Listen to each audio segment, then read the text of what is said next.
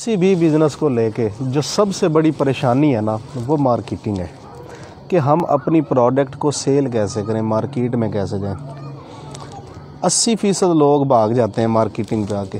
किसी भी चीज़ का प्लांट लगाना, किसी भी चीज़ की प्रोडक्शन करना, ये इतनी मुश्किल नहीं है जितना मुश्किल है उस प्रोडक्ट को ले जाके कंपटीशन के दौर में मार्केट में बेच देना।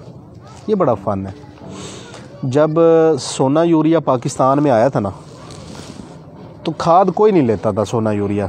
सेल अफसर जाके रात के वक्त जिस ज़िम्मेदार की फसल में पानी लगा होता था ना, ज़िम्मेदार से चोरी उसकी फसल में यूरिया डाल आते थे। यूरिया डालने से फसल बहुत अच्छी हो जाती है।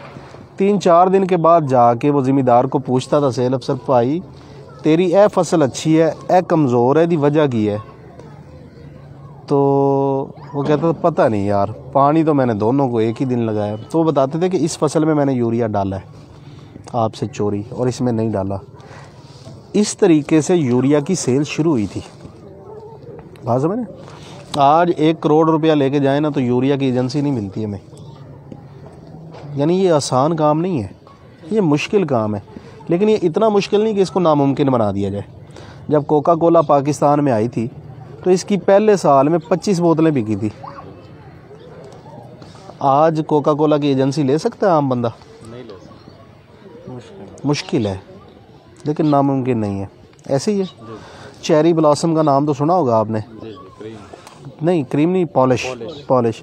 जब चेरी ब्लॉसम मार्केट में आई तो कोई भी ख़रीदार नहीं था।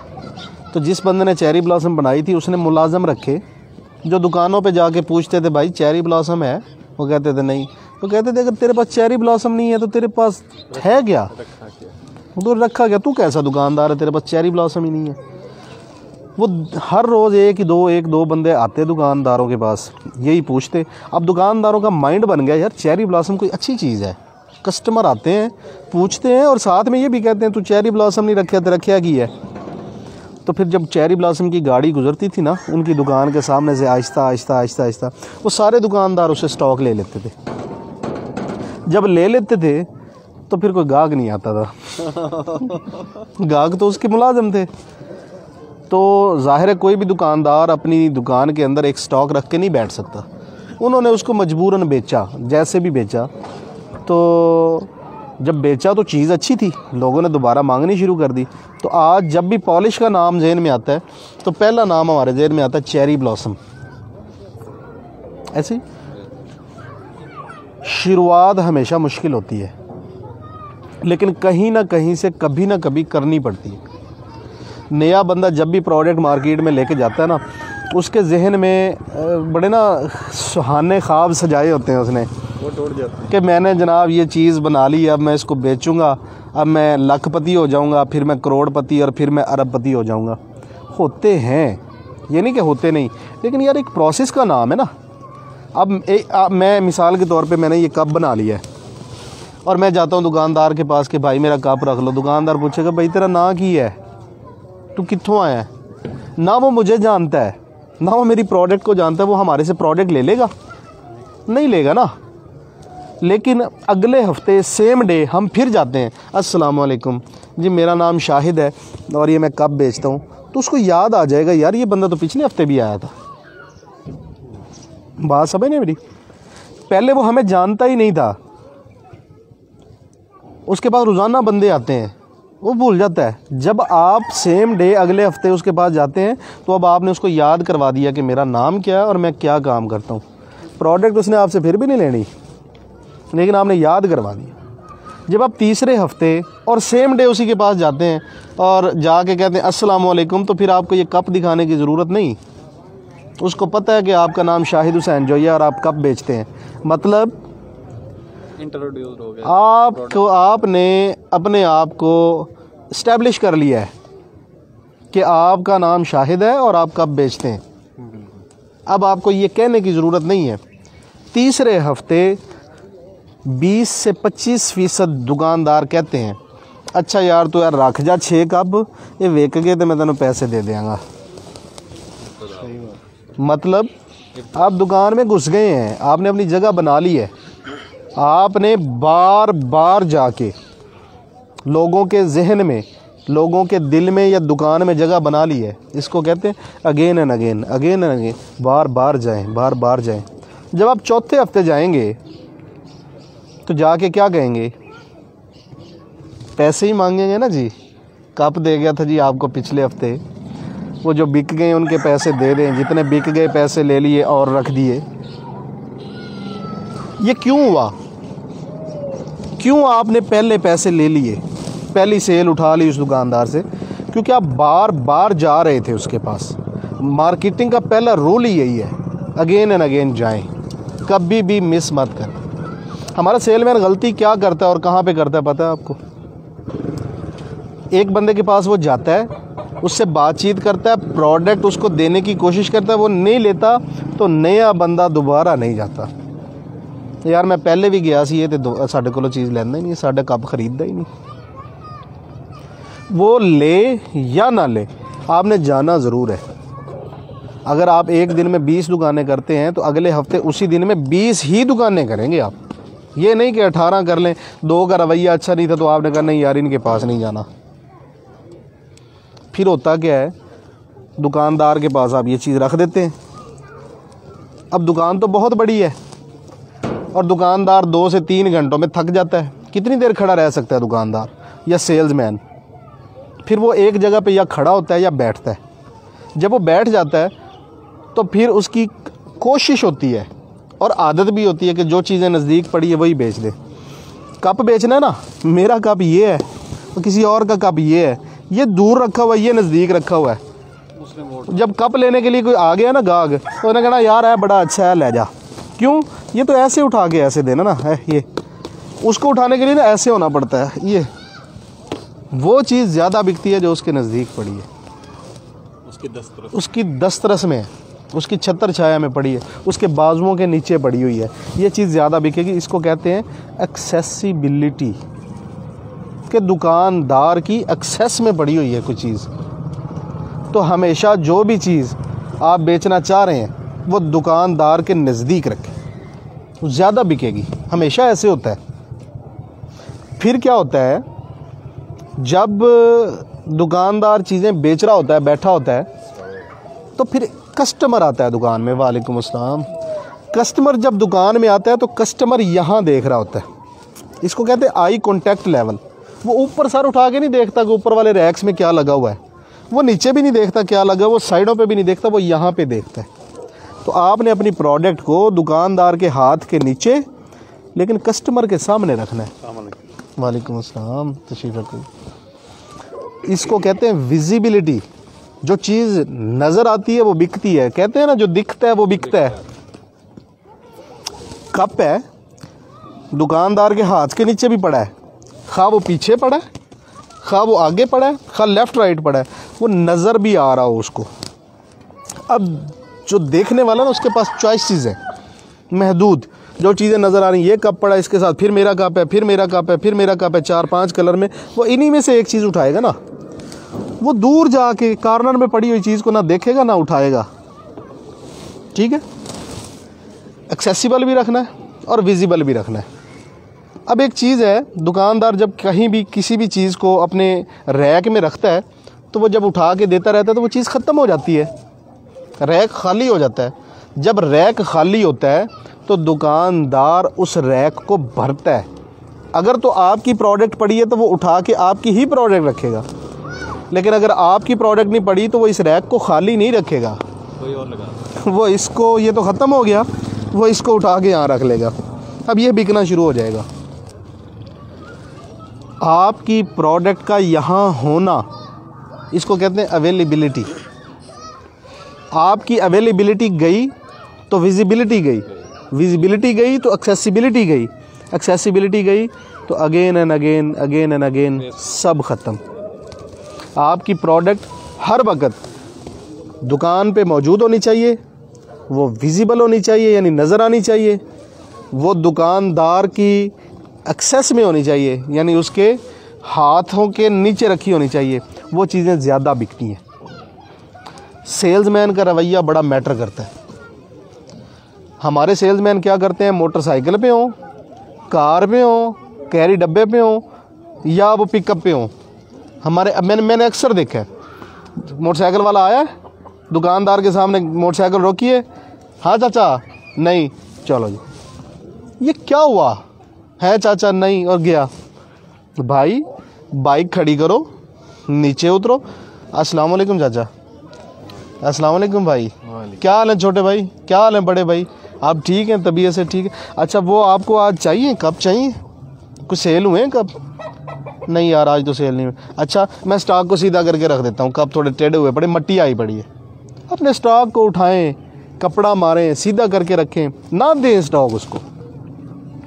2 मिनट 4 मिनट 5 मिनट दुकानदार के साथ गुजारें, बातचीत करें। बातचीत करने से क्या होता है, अनजानापन जो होता है ना, जिसको हम कहते हैं खौफ जो होता है, वो ख़त्म होता है, कुर्बत बढ़ती है। जब कुर्बत बढ़ती है, तल्लकात बढ़ते हैं, अच्छा इंप्रेशन पड़ता है, तो सेल्स बढ़ती हैं। लिहाजा कभी मत ऐसा करें कि गाड़ी दूर ही रोकी, मोटरसाइकिल दूर ही रोकी, हाँ चाचा, हाँ भाई, नहीं। जब भी बात करें तमीज़ से करें, अगले बंदे का नाम लेके करें। जब इतने सारे लोग बैठे होते हैं ना, जब मैं कहता हूँ ना बशीर भाई क्या हाल है, बशीर भाई को फील होता है अंदर से, गैर महसूस अंदाज से, कि यार मुझे रिस्पेक्ट मिली है। मैं कहूँ हाँ जी क्या हाल है, ठीक है यार, वो सामान लेना है, ये एक अलग चीज़ है। और मैं कह रहा हूँ बशीर भाई कैसे हैं आप, ठीक है बशीर भाई, थोड़ा सा सामान दूँ मैं आपको। बशीर भाई अंदर से खुश होते हैं, फील आती है। ये फील दें, फील करें, उसको फील करवाएं कि यार मेरी नज़र में आपकी एक अहमियत है, एक इम्पोर्टेंस है। बात समझ, अहमियत देंगे तो वो आपको अहमियत देगा, आपकी प्रोडक्ट को अहमियत देगा। अगर आप उसको अहमियत नहीं देंगे तो वो आपको अहमियत नहीं देगा। लिहाजा इन चीज़ों का आपने ख़ास ख्याल रखना है। बेटे दुकानदार हमेशा किसी ना किसी परेशानी का शिकार होता है, उसको कोई ना कोई प्रॉब्लम होता है। आप जब उसके पास बैठते हैं तो बोलें कम, सुने ज़्यादा। अच्छा सेल्समैन हमेशा अच्छा सामे होता है। पहले ज़माने में हम कहते थे कि जो ज़्यादा बोलता है वो ज़्यादा अच्छा सेल्समैन है। ये गलत थ्योरी है। जो अच्छा सामे है वही अच्छा सेल्समैन है। ये भाई हैं, ये कप बेचता है कोई और बंदा, ये वाला, और ये कप बेचता हूँ मैं। अब इस कप को लेके इस भाई को क्या प्रॉब्लम्स हो सकते हैं, ये मैं उसी वक्त समझ सकता हूँ जब मैं इनसे बातें करूँगा, इनकी बातें सुनूँगा, ज़्यादा सुनूँगा, कम बोलूँगा। मिसाल के तौर पे जो बंदा इसको ये कप प्रोवाइड कर रहा है वो हमेशा पैसों का तकाजा करता रहता है, यार पैसे दे दो, पैसे दे दो, पैसे दे दो। ये इस दुकानदार का प्रॉब्लम हो सकता है। आप जब समझेंगे कि इसका क्या प्रॉब्लम है तो आप इसको आउट कर सकते हैं। कैसे? आप कहें चाचा जी ए कप ले लो, सुकून नाल जदों होण पैसे दे देना। बात समझ रहे हैं आप मेरी? पैसों का तकाजा आपने भी करना है, ये नहीं कि आपने नहीं करना, लेकिन आप उसकी साइकी को समझें कि वो इरिटेट किस चीज़ से हो रहा है। एक बंदा कप बेच रहा है और कंप्लेन आ रही है कि यार हथी टूट जाती है कप की ना जल्दी, कस्टमर्स आके बता रहे हैं। आपने उसको ये नहीं कहना कि भाई इसको हटा दो। आप उसकी बातों से जब अंदाज़ा लगा चुके हैं कि हथी का प्रॉब्लम है, आप बार बार कहेंगे चाचा जी यदि हथी बड़ी मजबूत है। आप ये नहीं कहेंगे कि इसकी हथी कमज़ोर है, मैंने ये समझ लिया, अरे इसकी हथी नहीं टूटेगी, ये मेरी गारंटी है। पैसे तो जो लेने देने हैं ना है ही, लेकिन ये जनाब इसकी हथी की कंप्लेन नहीं आई आज तक। गैर महसूस अंदाज में उसके दिमाग में ये चीज़ बिठानी है कि जो आपका प्रॉब्लम है मेरे पास उसका सलूशन है। आप चीज़ नहीं बेचेंगे, आप अपनी प्रोडक्ट के ज़रिए उस बंदे के प्रॉब्लम का सलूशन बेचेंगे। सलूशन बिका तो ये साहब आउट हैं और ये इन है। प्रॉब्लम कई हो सकते हैं, मैं एक एग्जांपल दे रहा हूँ एक चीज़ को लेके। आप जो भी चीज़ बेचते हैं या बेचना चाह रहे हैं, समझें प्रॉब्लम क्या है। रेट का प्रॉब्लम हो सकता है, बंदे के बिहेवियर का प्रॉब्लम हो सकता है, अवेलेबिलिटी का प्रॉब्लम हो सकता है, या जो है ना मार्केट में से कुछ और भी कंप्लेंट्स आ रही है, ABCD। समझें, तसल्ली से बातचीत करें, आप सबसे अच्छे सेल्समैन बन सकते हैं। ज़रूरी नहीं है कि आप अनाड़ी हैं तो आप सेल नहीं कर सकते। मेरी ये 5 या 6 बातें याद रख लें, मेहनत शुरू कर दें। 1 महीने में नई प्रोडक्ट लेके नए बंदे हो के आप मार्केट से पैसा उठाना शुरू कर देंगे। और कभी भी ये नहीं होता कि आप पूरी मार्केट को कैप्चर कर लें। हिस्सा बकदरे जुस्सा होता है। जितनी आपकी इन्वेस्टमेंट है उस हिसाब से मार्केट से शेयर उठा लेंगे। पूरी मार्केट नहीं उठा सकते आप, ये कभी नहीं होता। एक बड़ी सी परात के अंदर आप खाना रख दें, एक तरफ चूहे को बिठा दें और एक तरफ हाथी को बिठा दें, खाएं, कौन ज़्यादा खाएगा? हाथी ज़्यादा खाएगा, उसका जुस्सा ज़्यादा है, उसकी इन्वेस्टमेंट ज़्यादा है, उसने मार्केट में पैसा ज़्यादा डाला है, उसने रिसर्च और डेवलपमेंट ज़्यादा की है। चूहा कम खाएगा, जुस्से के मुताबिक खाएगा। हम अपना शेयर उठा सकते हैं। अगर 1 करोड़ रुपए की मार्केट है एक कस्बे के अंदर, एक छोटे शहर के अंदर, तो वहाँ पे 10 बंदे काम करने वाले हैं, तो उन 10 बंदों में से हम 1 करोड़ रुपया में से अपना उतना ही हिस्सा उठाएंगे ना जितनी हमारी इन्वेस्टमेंट है या जितनी हमारी मेहनत है। ये तो नहीं हो सकता करोड़ का करोड़ हम ले लें। हम उस करोड़ में से 2 लाख, 4 लाख, 5 लाख, 10 लाख निकाल सकते हैं, और यही मार्केट का असूल है। इससे ज़्यादा हम नहीं उठा सकते। लिहाजा कभी भी दिल छोटा नहीं करना, फेड अप नहीं होना। अपनी प्रोडक्ट को समझें कि ये क्या है, इसके अंदर क्या स्ट्रेंथ है, क्या जान है, इसकी खूबियाँ क्या और इसकी खामियाँ क्या हैं, और उसके बाद मार्केट के इन 6 असूलों को लेकर जाएं। इंशाल्लाह 1 महीने के अंदर आप प्रोग्रेस देखेंगे। आप मार्केट से पैसा उठा रहे होंगे। मार्केटिंग पे कोई सवाल करना हो तो मैं हाज़िर। अस्सलाम वालेकुम जी। सर एक सवाल है, डिस्ट्रीब्यूटर को खुद के साथ कैसे जोड़ें? डिस्ट्रीब्यूटर को 2 चीज़ें चाहिए। डिस्ट्रीब्यूटर को 2 चीज़ें चाहिए, प्रोडक्ट की कंप्लेन ना आए और रेट अच्छा हो। डिस्ट्रीब्यूटर को इसके अलावा कुछ भी नहीं चाहिए। उधार जो बंदा ज़्यादा देता है डिस्ट्रीब्यूटर उसी का होता है। आप उधार देने की कैपेसिटी रखते हैं, आप बिल्कुल इन हो जाएंगे। डिस्ट्रीब्यूटर आपको जनाब सर आंखों पे बिठाएगा। अगर आप उधार नहीं दे सकते तो डिस्ट्रीब्यूटर आपको लिफ्ट भी नहीं करवाएगा। सिंपल, इसमें कोई वो लंबी चौड़ी तमहीद ही नहीं है।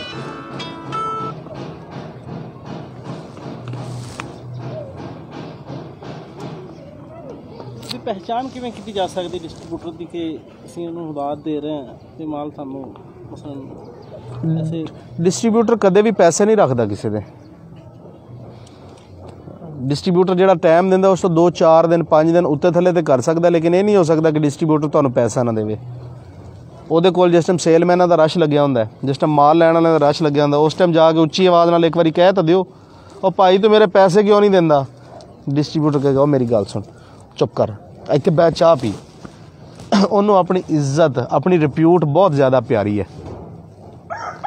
अगर तुहाड़ी चीज़ ख़राब है वो तुहानू कहेगा भाई तेरी चीज़ ख़राब है, चुक अपनी चीज़ और जा। लेकिन अगर तेरी चीज़ ठीक है ना, तेरे पैसे नहीं रखेगा। अगर ओदी रिप्यूट एक दफ़ा ये बन गई कि लोगों के पैसे खा जाता, किहड़ी कंपनी ओदे नज़दीक लगेगी? ये नहीं हो सकता।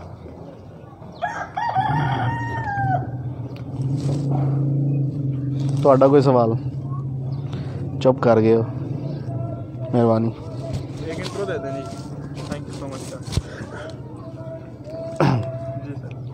Thank you ji.